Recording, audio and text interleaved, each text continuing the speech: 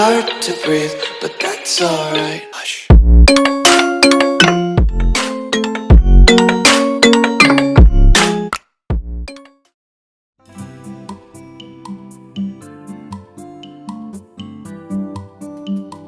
Ayan guys, preparing tayo ng santol na ano ha, yung ginatang santol.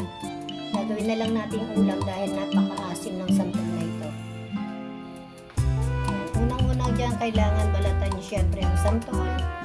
At tapos ay tagtarin nyo ng pinong-pino yung balat, alisin ninyo ang aalisin ninyo ang buto.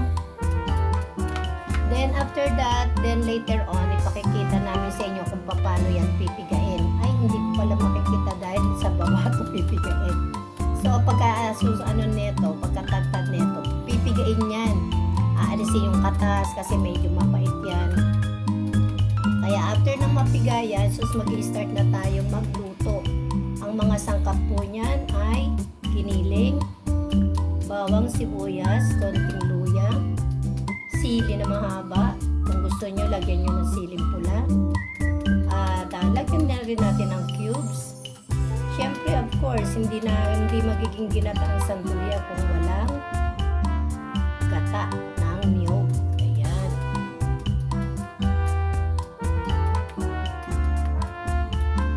Ayan na. Thank you. Before makalimutan ko po, after that po, ay hugasan natin yan ng suka para in case na maalis-alis naman yung sa totoo lang kulay brown na yan, dapat yan medyo white yan. Ayan, nakalimutan nilang hugasan ng suka.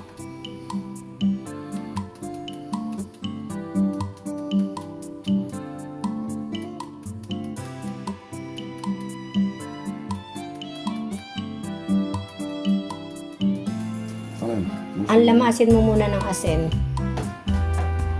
Tapos bago mo anuhan ng Pag suka. malalim na lagayan, patapon mo yan. Lagyan ko muna ng asin.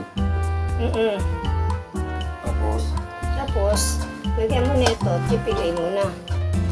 Hindi na hugasan.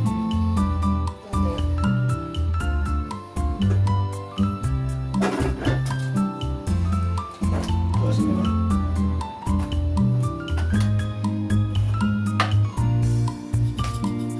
Madami na Oo, pang ano, hindi naman sobrang dami yan. Pwede ikalat mo.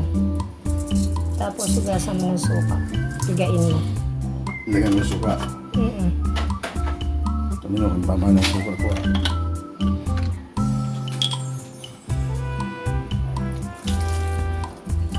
Ano yan, pagulong-gulungin mo muna.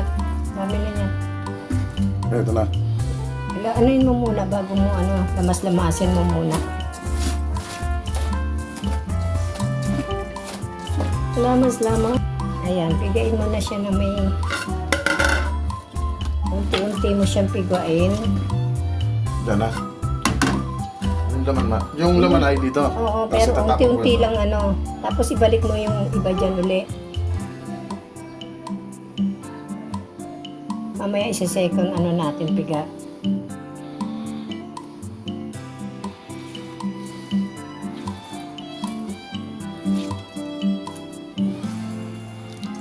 Yan, hindi ko kasi kaya magpiga, kaya sila nagpipiga.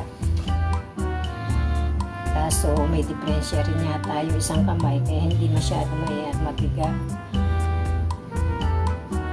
Ayan, second piga natin. Kasi para maalis talaga lalo yung Ayan, para hindi na, para sumarap. At yan, maalis yung katas. Minsan kasi medyo mapait yung santol pag niluluto. Parang bola-bola na siya. Bola-bola.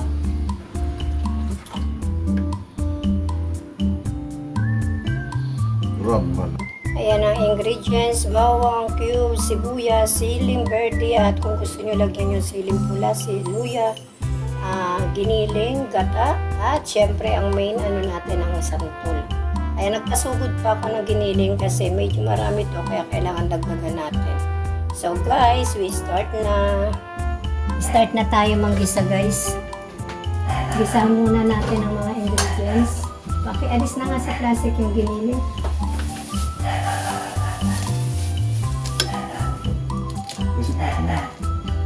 Unahin muna natin ang luya para medyo lumasa. Tapos mahina.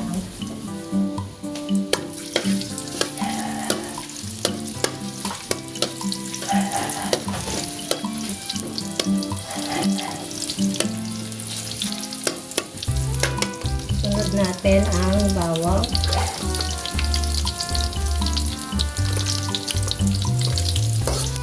Yung iba naglalagay ng kamatis, pero ang kamatis is pantadagdag lang yun ng asin kasi ang kamatis is maasin. So ina-avoid nga natin, kaya nga piniga natin yan. Sibuyas. At later on, lalagyan natin siya ng siling verde.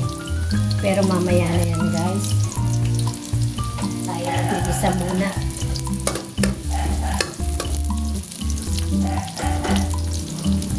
Hirap na. Sunod natin ang giniling. Ang dami na nito, baka napasobra yan ng bilirin yata. O napasobra. Pero okay lang dahil giniling ang gugustuhin dyan ng mga bata. Pero para sa akin hindi equal. Hindi equal ang hindi equal ang kanyang dami.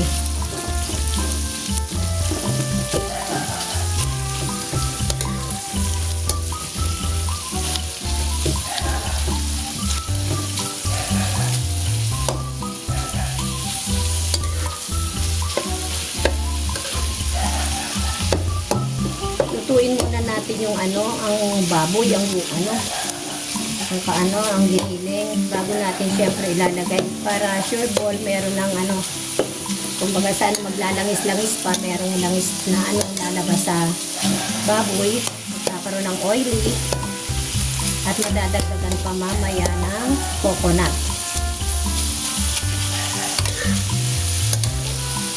Ang dami ng giniling. Baka hindi maubos ang ulam na yan. Nako. Patayin mo nga dyan. Saran mo yung namatay yung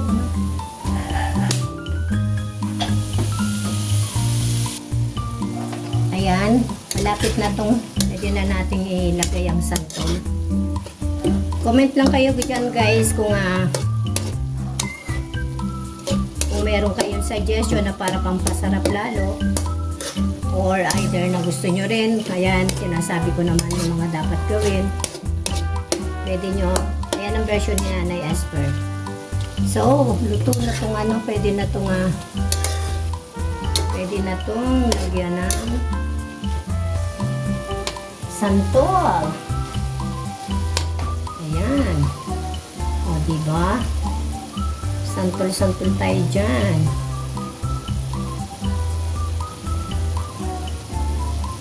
Actually, dapat to may masarap din dito dahil walang tinda dito sa Talipapa.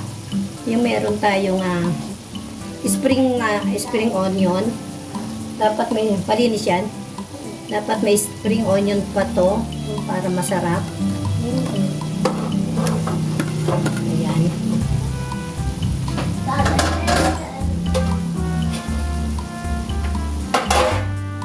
Malinis, hindi naman.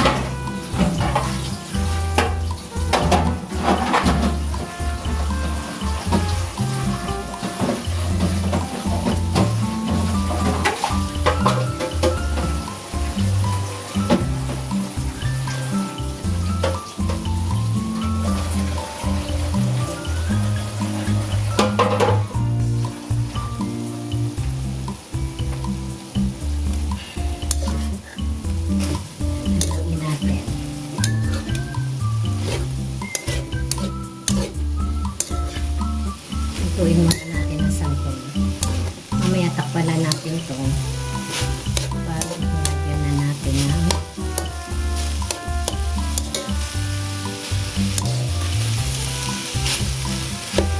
diba?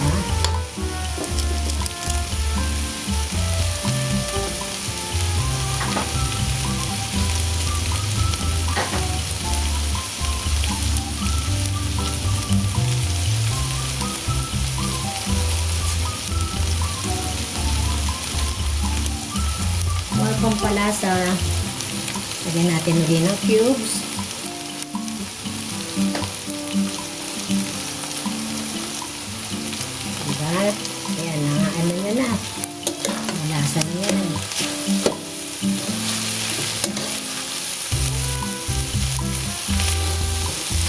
Dito.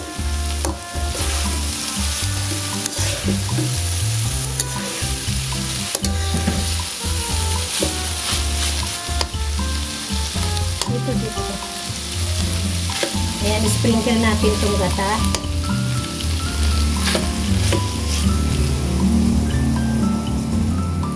Ayan, bigay. Ayan. Mamaya na natin, lalagyan uli natin siya ng gata. Mamaya na yan. Diba? Looks yummy.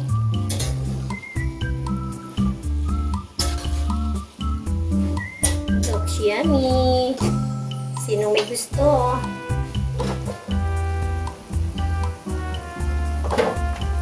Actually, maganda sana to. Meron ding spring onion.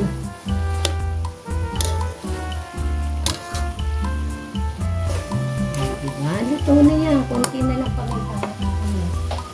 Ayun, yung turog na sa plastic. Kahit na yung crack, kaya na makakain ng bata. Yung turog na lang. Hindi yan, ayun, nasa malaki. Makakain kasi ng bata yung crack.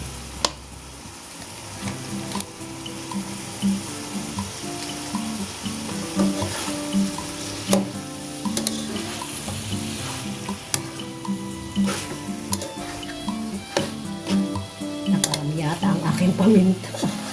Oo, yan. Bawang. Ayan, lagyan natin ng patis. Patis yan.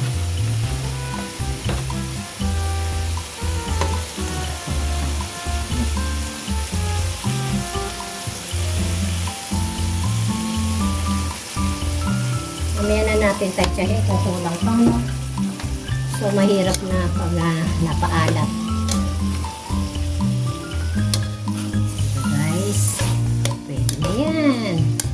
Yummy na yan. So, isi-simmer natin to. Lalagay natin yung isang gata. Tatakpan natin.